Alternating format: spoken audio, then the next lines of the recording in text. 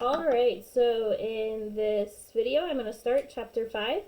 Chapter 5 is the start of trigonometry. You may have seen some of these topics covered before. I think today is a review. But we'll be moving into degrees, angles, radians, and then we'll be moving on to evaluating trig functions in this chapter. This whole semester is trigonometry, so we'll be covering that this semester as well.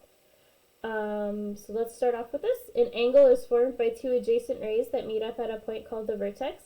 An angle is said to be in standard position if it has the vertex at the origin in rectangular coordinates. So my vertex on this angle that it's showing me here with this blue arrow is right here. The vertex is at the origin of the coordinate plane.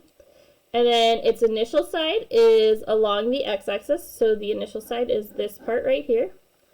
And then the terminal side is where it ends, so right here, this blue one that was printed on my paper. Positive angles will move clockwise, negative angles will move counterclockwise. Oops, I got that backwards. Positive angles move counterclockwise, opposite the clock, so if you look at that clock in the front of my classroom, it should be moving the opposite direction.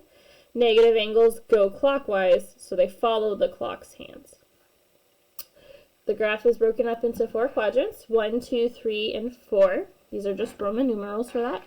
They are labeled starting at the quadrant where all the x and y values are positive, so this one is my first quadrant. This one is my second, that's where my x values are negative and my y values are positive. This one is my third quadrant, so I have my x and y's are both negative. And then my fourth quadrant is I have positive x values, negative y values. Then if an angle ends on either my y or x axis, it's called quadrantal. And that just means its terminal side is on one of the axes. So now I have different kinds of angles. I have an acute angle as an angle whose measure is less than 90 degrees. A right angle is exactly 90 degrees.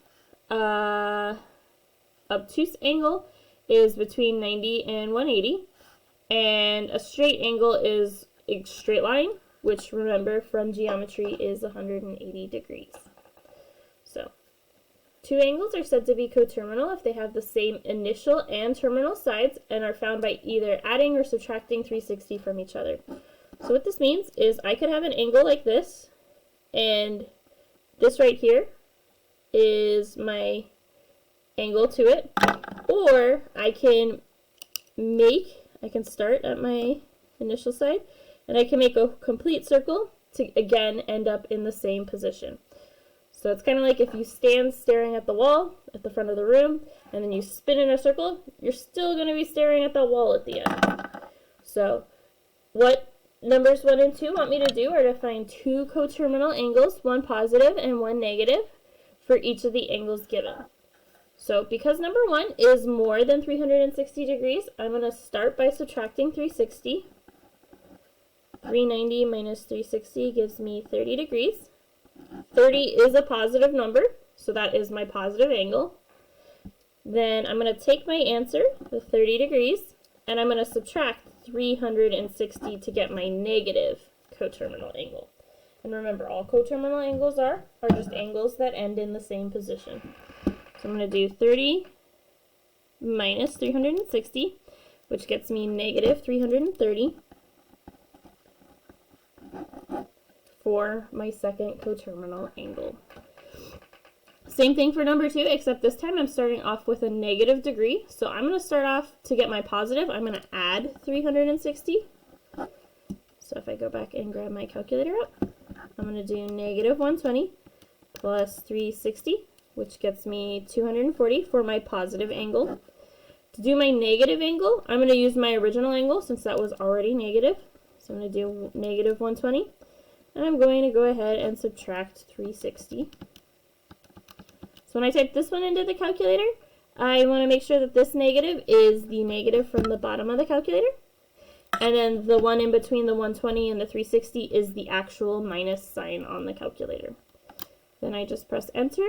And I get negative 480 degrees as my negative coterminal angle here.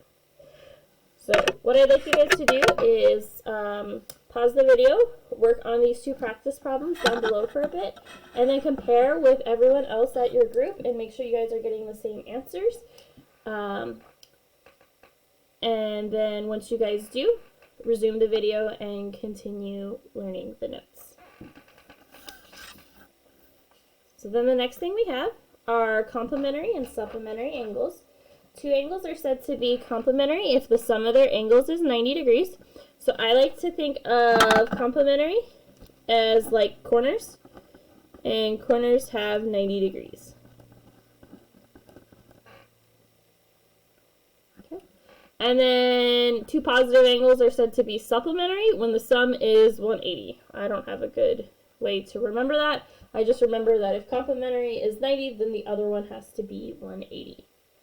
Numbers 5 and 6 want me to find the complement and supplement of 72. So on number 5, if I'm finding the complement of 72, this is the 90 degree one. So I want to start off with 90 and subtract 72. So on my calculator, I'm going to go 90 minus 72, which gets me 18. So my complement is 18 degrees. Remember, when you're writing your answers, you want to always make sure that I have my labels. So degree is a form of labeling. So I want to make sure I have that little tiny circle in the corner. Number 6 wants me to find the supplement. This is 180 degrees. So I want to take 180 minus 72. Again, I'll go to my calculator and type this in, which gets me 108 degrees.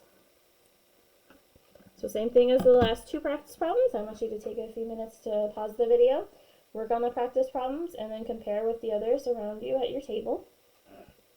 And then once you guys all have the same answer, resume the video. So the next thing I have is radians. The radian measure of an angle is found by taking the arc length, S, so this curvy part, and dividing by the length of the radius. Should remember from geometry that this is how pi is derived. So what we're going to focus on today specifically is just converting between radians and degrees. So remember, if we're thinking of the area formulas or not the areas, the circumference formulas, no, that's not what I want to say. So if I want to think about it, the entire distance around from a circle is 2 pi. And if I'm in degrees, the entire way around is 360. So this is a ratio, and I can simplify it because both the top and bottom are even, and I can get pi over 180. So then I can also flip this if I want to go the other direction. So my conversion rates are, if I'm starting off with degrees, I multiply by pi radians divided by 180 degrees. And if I'm starting in radians and I want to end in degrees, I want to multiply by 180 over pi radians. These are just like conversion factors that you would use in the class, kind of like chemistry. So number 9 wants me to convert from degrees to radians. This means I want degrees on the bottom.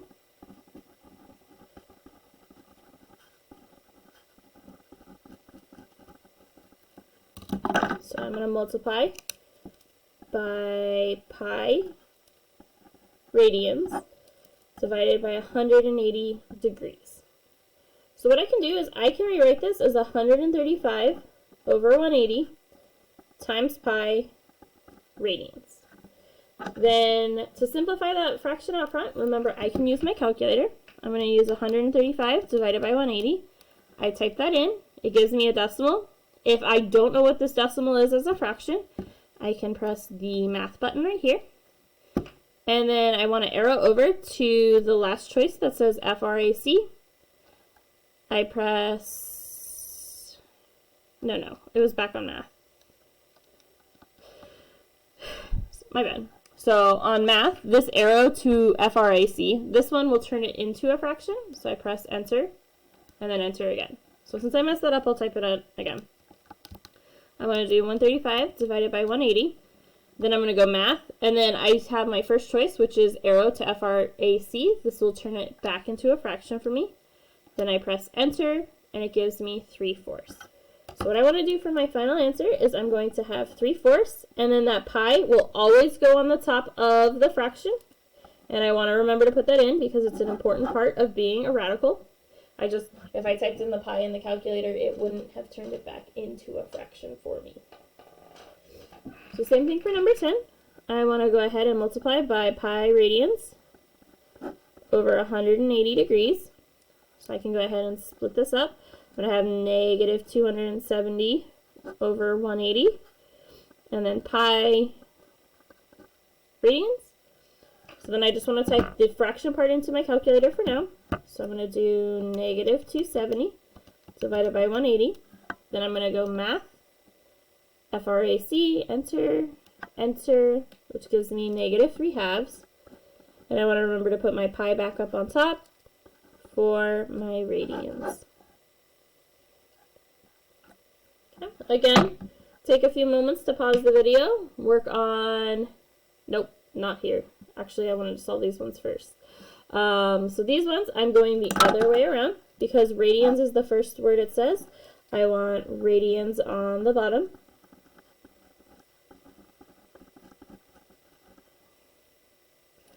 So then what I want to do is I'm going to rewrite this just because of the word rad. I'm going to multiply by 180 divided by pi. And I'm going to ignore my units for now, but remember that the pi's are radians and that the numbers are degrees. Because I have a pi on the top and bottom, the pi's will cancel out. And then I am left with negative 180 divided by 2, which if I simplify is negative 90 degrees. And I want to remember my units here. So same idea with number 12. I have 2, and then I want to multiply by 180 divided by pi. I don't have any pi's I can cancel out, so what I want to do for this fraction is I just want to multiply straight across. I am going to treat this 2 as if it's over a secret 1. So then 2 times 180 is 360, and then 1 times pi is pi. So then I have 360 divided by pi, and this is measured in degrees. So here, I want you to answer the last 4 questions and then compare with those at your table.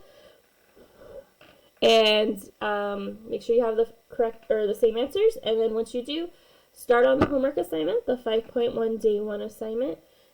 If you finish in class today, you can turn it into the teal baskets at the back of the room over by the calculators. If not, you can turn it in tomorrow when you get to class first thing. So make sure you guys finish the assignment and get that turned in.